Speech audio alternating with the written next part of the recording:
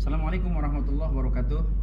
Sahabat-sahabatku yang dirahmati Allah Subhanahu wa taala, alhamdulillah dengan takdir Allah Subhanahu wa taala Allah pertemukan saya dengan sahabat saya yang bernama Pak Abdillah Onim yang cukup dikenal di media yaitu Bang Onim. Sejenak kita akan bincang-bincang dengan beliau tentang apa yang membuat orang begitu sangat kenal dengan Bang Onim dan apa sepak terjang yang dilakukannya. Saya memang mengenal sedikit tentang beliau, adalah orang yang begitu concern dan peduli terhadap perjuangan Palestina. Assalamualaikum Bang Onim. Bang Onim, bagaimana kabarnya? Alhamdulillah sehat walafiat. Bang Onim ini boleh sedikit cerita tentang perjalanan Bang Onim sampai kemudian concern dan bahkan punya keluarga, punya istri orang Palestina. Alhamdulillah, terima kasih atas waktu dan kesempatannya. Iya, saya warga negara Indonesia, alhamdulillah. Prof sudah berada di jalur Gaza itu sejak tahun 2008. Nah, salah satu misinya itu waktu itu saya masih aktif di sebuah lembaga. Programnya itu pembangunan rumah sakit Indonesia yang saat ini sudah dihancurkan, dikuasai oleh pihak Zionis. Setelah itu saya pindah banting setir ke jurnalis Metro TV dan TV One. Nah, setelah itu berapa lama tuh di TV One? 4 tahun. 4 tahun, ya lama juga ya. Nah, setelah itu saya lebih bebas saat ini freelance di semua televisi. Nah, sembari mendirikan sebuah lembaga namanya NPC, itu legal dan kami diaudit, alhamdulillah. Dari berada di jalur Gaza pastinya sudah 14 tahunnya. Itu memang banyak teman-teman di Indonesia yang bertanya, kenapa sih Bang Onim harus hadir di jalur Gaza? Di sana tidak ada masa depan, tidak ada pekerjaan, terus dekat dengan kematian, kan? Saya katakan bahwa kematian itu bukan ditentukan oleh manusia atau Israel, tapi kematian itu ditentukan oleh Allah Subhanahu wa taala. Tinggal bagaimana caranya saya berada di jalur Gaza itu benar-benar memposisikan diri bahwa saya berada di sana itu mencari ridho Allah Subhanahu wa taala. Jadi kalaupun apapun yang terjadi, difitnah atau dicemoohkan, ya saya di sana untuk mencari ridho Allah Subhanahu wa taala. Karena kita kan semua memahami bahwa isu Palestina atau tanah Palestina itu ada sebuah masjid yang sangat disakralkan oleh Allah, dimuliakan, yaitu yang kita kenal dengan Masjidil Aqsa Mubarak. Yang sampai dengan saat ini mungkin teman-teman melihat terjadi pembantaian di jalur Gaza, Al-Aqsa walaupun sudah dikuasai, tapi kalau untuk teman-teman mau bepergian umroh itu jangan lupa mampir di Masjidil Aqsa Mubarak. Insya Allah aman, karena kan untuk bagi kita umat Islam di Indonesia, isu Palestina, Ustadz, ini adalah isu keyakinan kita dan juga bagian dari akidah kita. Seperti yang tadi kita dengarkan dalam Quran Isra dikatakan subhanalladzi asra bi abdihi lailan minal masjidil haram ilal masjidil aqsa alladzi barakna haulahu. Ini kan sangat jelas ya Ustaz, ya. Bahwa ini adalah bagian dari akidah kita. Jangan sampai nih kalau kita tidak memahami tentang sejarah Palestina, tentang keutamaan Baitul Maqdis dan Masjidil Aqsa Mubarak, kita akan memberikan dukungan dan kontribusi itu cuman sekedar semangatnya saja, sekedar reaction saja, dan itu dalam bentuk momen selesai. Padahal ini adalah sebuah tempat yang bukan disucikan oleh manusia, tapi disucikan oleh Allah Subhanahu wa taala. Saya mohon maaf, saya potong. Ketika terjadi penyerangan tanggal 7 November, itu Bang Onim masih ada di sana. Gimana itu? Iya, Perasaan kalau pada saat terjadi peperangan, memang saya sudah melalui beberapa, setiap tahun saya berada di sana ya, mulai tahun 2008, 2015, 2020, 2021, 2022 terjadi peperangan. Tapi untuk kali ini benar-benar peperangan perdana yang sangat sadis dan sangat besar sekali. Peperangan pertama kali dalam sejarah Palestina. Jadi saya melihat bagaimana. Dan mohon maaf, korban itu berapa banyak? Korbannya sudah sampai dengan saat ini 130 hari itu sudah 30.000 orang. Masya Allah. Yang cedera itu 70.000 orang. Ini jumlah yang sangat besar. Jadi saya katakan bahwa pembantaian terbesar abad ini di muka bumi ini mungkin terjadi saat ini terhadap saudara-saudara yang ada di jalur Gaza. Nyawa manusia yang sangat tidak ada harganya sama sekali di matanya Zionis itu saudara-saudara antum warga Gaza. Mereka dibunuh, dibantai dan tidak diperkerahkan. Jadi saya melihat dan itu yang melatar belakangi Bang Onim untuk tetap concern peduli Palestina. Iya, sejarahnya gini Ustadz.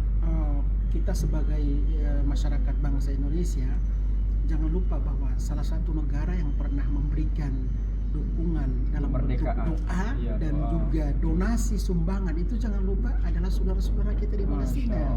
Jadi salah satu alasan faktor Bang Onim berada di sana salah satunya adalah beban moral. Karena Indonesia pernah didoakan dan dibantu oleh masyarakat Palestina, ya saya berada di sana salah satunya ya asalnya seperti itu. Itu yang paling penting, saya berada di sana kan ini bagian dari keyakinan. Ketika Bang Onim ada di sana, kan orang menyebut bahwa kenapa tinggal di sana, masa depan suram gitu kan. Menurut pengalaman Bang Onim, itu rizki tentang makan, rizki keluarga, itu apakah terganggu apa tetap biasa saja gitu? Pertama putra Indonesia melangsungkan pernikahan di jalur Gaza pada saat terjadi peperangan Bang Onim 2011. Masya Allah, luar biasa. Setelah pernikahan itu uang yang ada di dompet saya cuma 1,4 juta rupiah. Itu hanya cukup 4 hari saja. Dalam situasi terjajah, di blokade, krisis ekonomi, krisis makanan, ya otomatis kan secara manusiawi apa yang harus saya lakukan nih? Tapi alhamdulillah saya tidak mau tinggal diam, tetap bekerja. Pertama saya punya YouTube, dari YouTube itu alhamdulillah ada income. Tapi ya kayak gitulah Ustaz. Secara manusiawi itu kita berpikir bahwa apa yang kita makan ya tidak pekerjaan, tapi yakinlah bahwa jodoh, rezeki, kematian itu sudah ditentukan oleh Allah SWT. Jadi Bang Onim punya rezeki di jalur Gaza pada saat terjadi peperangan.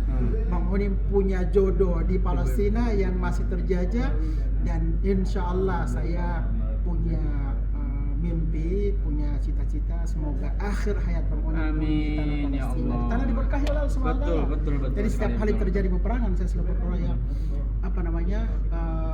Allahumma awin alaina fi sakratil maut wa najat minan nar, Allahumma rzuqnil husnul khatimah. Itu dalam setiap detik.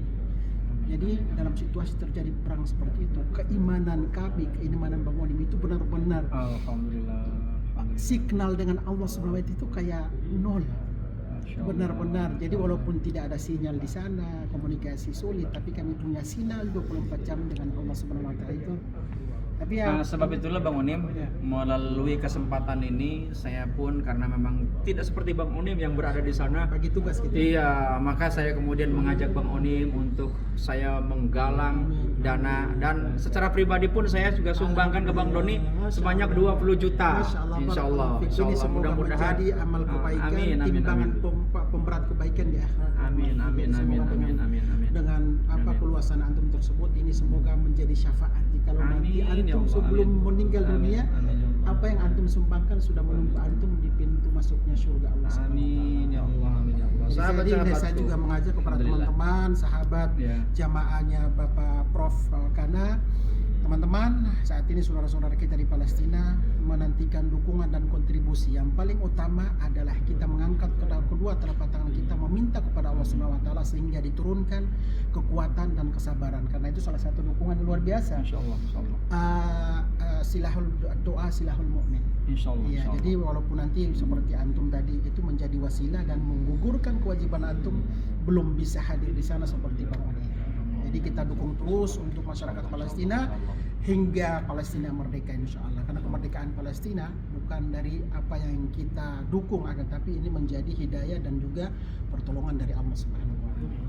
Sahabat-sahabatku, demikianlah kita bincang-bincang singkat dengan Bang Onim, yaitu salah satu pemerakarsa dan praktisi yang memang terjun di dunia filantropi dan juga berada di jalur Gaza yang memang cukup sangat ngeri bagi orang-orang yang memang yang belum pernah ke sana, dan memang aslinya juga memang mengerikan, tapi beliau kemudian mendermakan seluruh jiwa raganya atas nama Allah Subhanahu wa taala. Tadi sudah didengar juga, ternyata rizki itu begitu sangat luas. Dimanapun kalau Allah berkehendak tidak ada yang bisa menghalangi, ya. Lamani alima a'taita wala mu'tiya. Kalau Allah berkehendak tidak ada yang satu pun bisa menghalangi, ya. Dan mudah-mudahan pertemuan ini membawa berkah dan juga pertemuan yang bukan saja di dunia tapi hingga di akhirat nanti. Terima kasih. Assalamualaikum warahmatullahi wabarakatuh. Terima kasih Bang Onim.